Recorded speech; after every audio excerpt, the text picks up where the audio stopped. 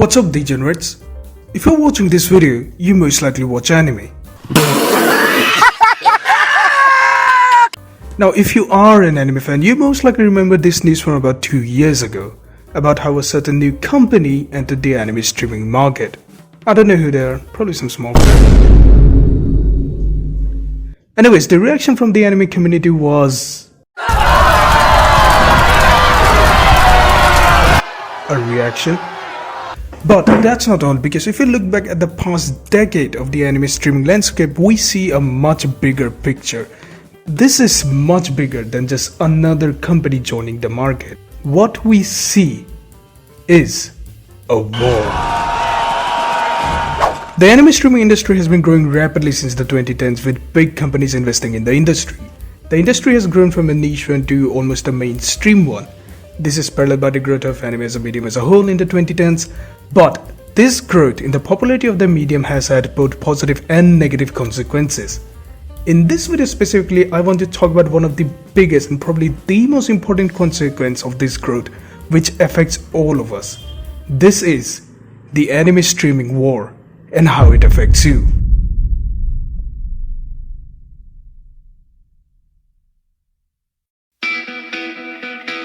To understand the current situation, let's first look at some of the big players one by one to understand where they come from, where they stand, and above all, what their priorities are.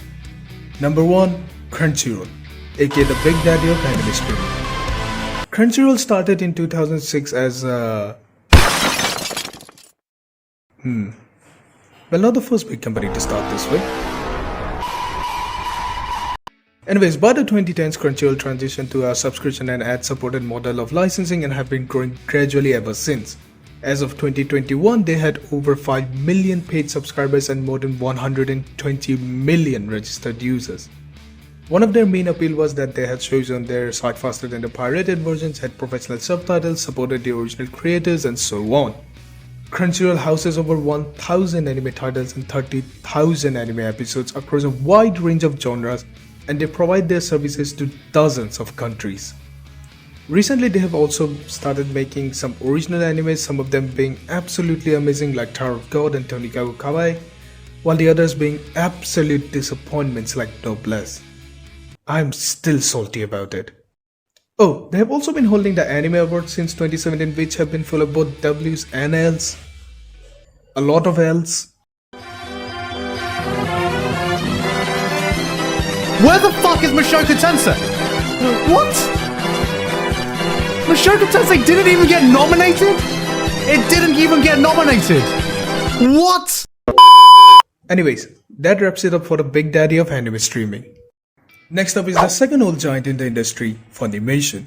This company started in the mid-90s and used to license and distribute anime for TV broadcasts in the United States.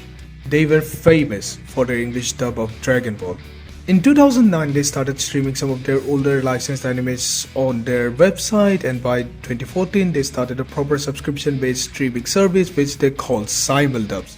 This allowed them to stream episodes on their website barely a few weeks after they aired on Japanese television, which was apparently really good back then. Now, whenever we talk about Crunchyroll and Funimation, we need to talk about their relationship, I mean partnership. In 2016, Crunchyroll and Funimation entered a partnership. Basically, Funimation gained the rights to stream some Crunchyroll animes and Crunchyroll gained the rights to stream some Funimation's anime.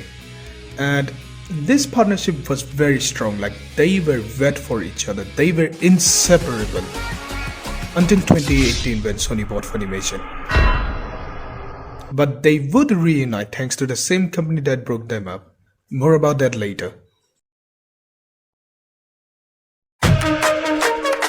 Next up, we have the absolute titan of the streaming world, Netflix. Netflix started streaming anime in 2014 by producing its first original anime, The Knights of Sidonia. Anyone heard of that? No? Okay. Over the next few years, they bought exclusive licenses to shows like Little Witch Academia and The Seven Deadly Sins. The second one being a horrible but somehow not the worst business decision made by Netflix.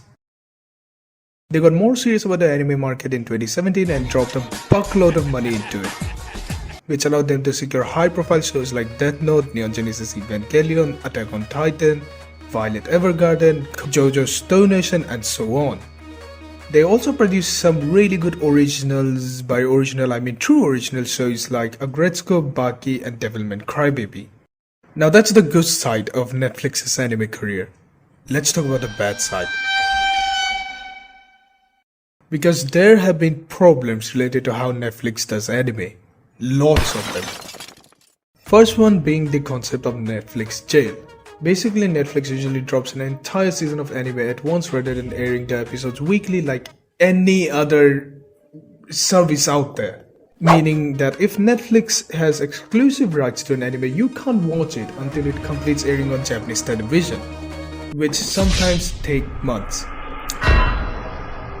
Listen here, Netflix.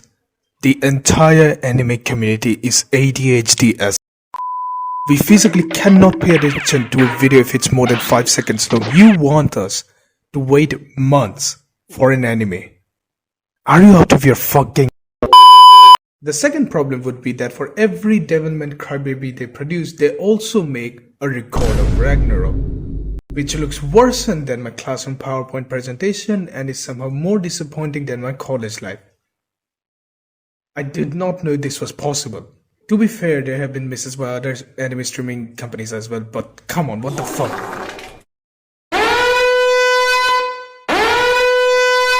I made an entire segment related to the third problem Netflix has with anime production, but I can't find that audio file anywhere. And I'm too exhausted to do that entire segment again because I just returned after touching some grass. So I will just mention it here quickly. Netflix has a problem with translating and subtitling animes to the point that it sometimes changes the entire meaning and point of the scene. The famous example, of course, being the no homo incident of Netflix's Evangelion. With that out of the way, let's move on.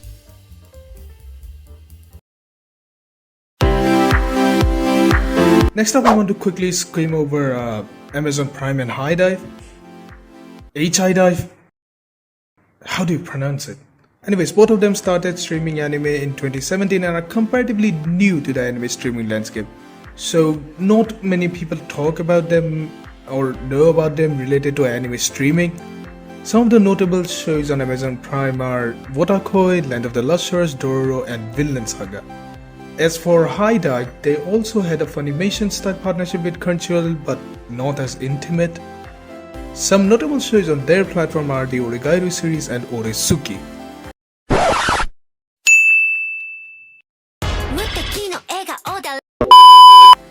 And of course, most recently, Disney also entered the anime streaming market and have some really good stuff on their platform, like Summertime Rendering and Summertime Rendering.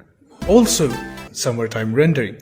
Have you watched Summertime Rendering? Go watch Summertime Rendering. This is not a joke. I will haunt your dreams.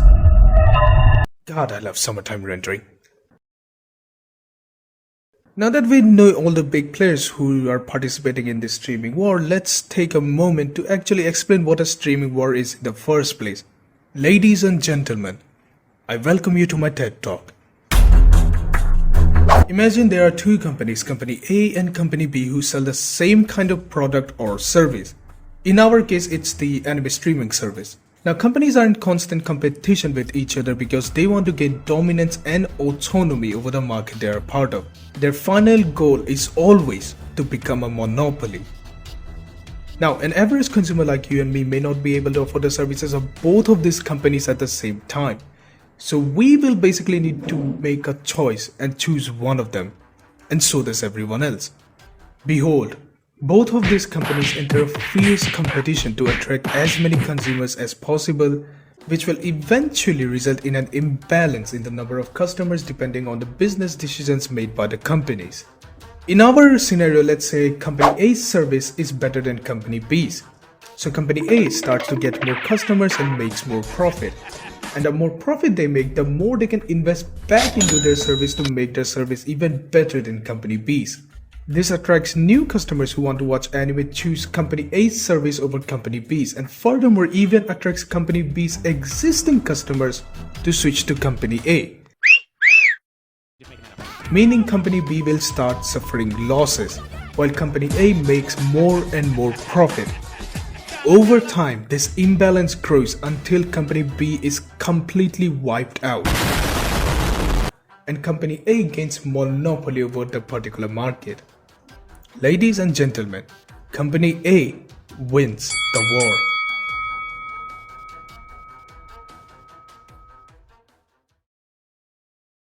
This kind of business wars are actually very common in the present. A very famous real-life example would be the war between Netflix and Blockbuster. 90s kids screaming in their beds right now. This is one of the most famous examples of business wars out there, which led to a decisive Netflix victory. Netflix straight up pressed like Ctrl+D on Blockbuster, they wiped it out. Returning to the topic, this is basically what's currently happening in the anime streaming market. A raging business war. If you were to subscribe to like every single legal anime streaming service out there, it will cost you like $50 a month, which in this economy is a big no. So we the customers are choosing which service to avail, and every time we make that decision, the company that we choose wins a bit, while everyone else loses a bit. And because the anime market has been growing exponentially over the last decade, these bullets are being fired en masse right now. The lockdown especially increased the size of the anime community by like tenfold. And that's why Disney rushed into the battlefield as fast as it can, because god damn it, this market has people, and people equal to money.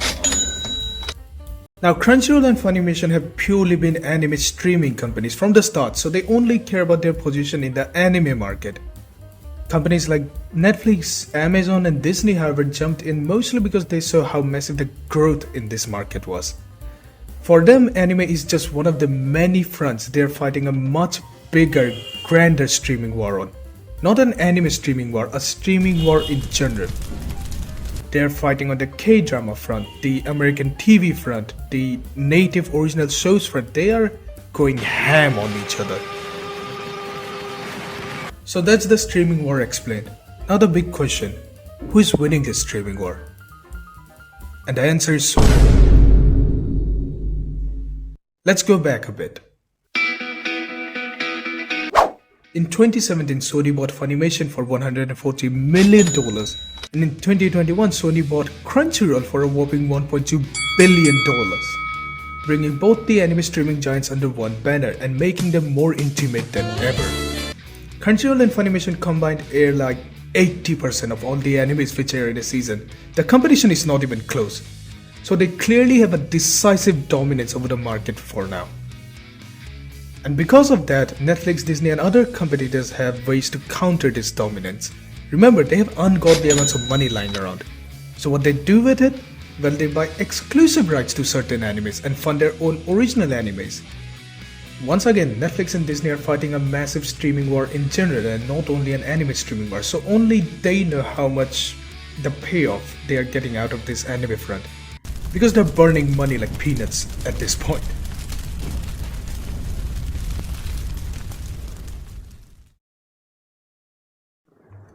Now here's the main question, how does this affect you?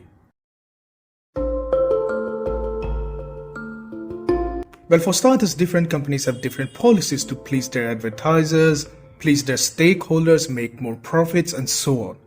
So the shows they choose to stream or produce heavily depend on whether the story meets their company's standards. This is the reason why Funimation doesn't air animes like Interspecies Reviewers on their platform, and the reason why Crunchyroll airs shows like High Guardian Spy on theirs. Here's the scary part. If a company has complete monopoly over a market, the service they provide is pretty much the only service left for you to use. There are no alternatives. So they have the freedom to do whatever the they want. They can raise the prices, stop airing shows which they don't like. MC is a pervert. Some very questionable scenes. Not gonna air this. Stop airing and funding stories which we the community might actually want to watch, but they don't want to produce, let's say for, I don't know, advertiser reasons or reasons like such. Basically, they can give the middle finger to the customers whenever they want, and we can't do anything about it. Like, even if you don't like their service, you don't have any alternatives left. And they know that. They know you're procrastinating and bored as ain't going to stop watching anime. Anime is not a want for you, it's a need for you. They know that they own your ass. Like, what are you gonna do if you don't like their service? Go outside? Hell no, that's where the women are. So once a company becomes a monopoly, they basically own your ass. That's why companies are ready to burn ungodly amounts of money during the war process, because they know that if they win, they will be the literal gods of the market, the overlords. Thankfully, I don't think that the anime streaming market will fall that easily, because the competition right now is fierce as fuck. Like, look at these competitors. None of them look like they will be taken down easily. All of them are like billion-dollar companies right here. Too big to fall. I might come back to bite my words in the future though. So while there being too many streaming companies for anime may be confusing and annoying to us viewers, there being only one service is actually much worser. Now hold on a second. I have monologued for about all the while ignoring a massive elephant in the room. Because some of you, in fact most of you, do not care about anything I have said so far, because you are thinking, Haha Nier, why do I have to really care about this war? How does it even matter to me even if a company becomes a monopoly? That will not affect my supply line of anime, because I watch anime pirated. Checkmate, you wannabe YouTuber. and to you smug pirates, I have a question. How has pirating been going for you lately?